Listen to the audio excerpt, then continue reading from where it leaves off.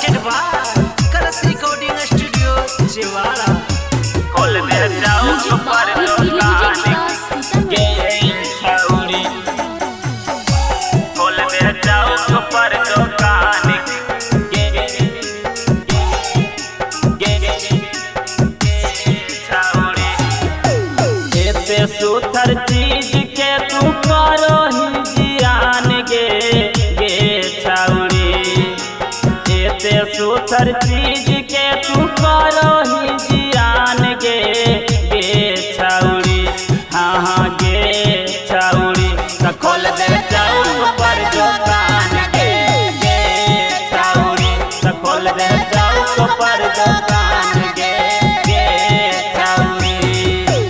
एते सुथर चीज के तू करो ही जियान गे छौरी एते सुथर चीज के तू करो ही जियान गे छौरी हाँ हाँ गे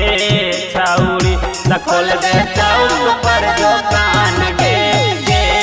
छौरी तो खोल दे जाऊं पर दुकान गे छौरी खोल दे जाऊं पर दुकान गे छौरी खोल दे जाऊं पर दुकान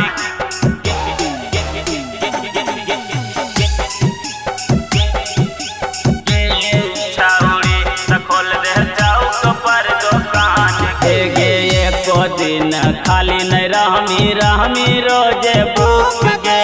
चढ़ली जवानी के छौरी भोगी है रोजे सुख गे हे गे एको दिन खाली नहीं रहमी रोजे भूख गे चढ़ली जवानी के छौरी भोगी है रोजे सुख गे एहने ओने घुमाला से हो जइमी हरान गे छौरी एने ओने घुमाला से हो जइमी हरान गे छौरी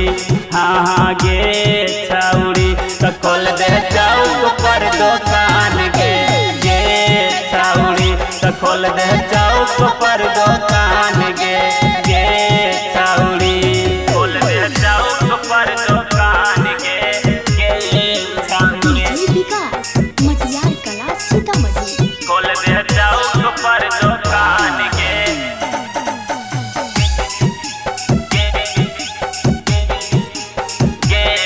छौरी गे बाड़ी मेहनत से तोरा बनैल गौ भगवान गे कहो हा कौ राजस रंगीला बतिया ले तू मान गे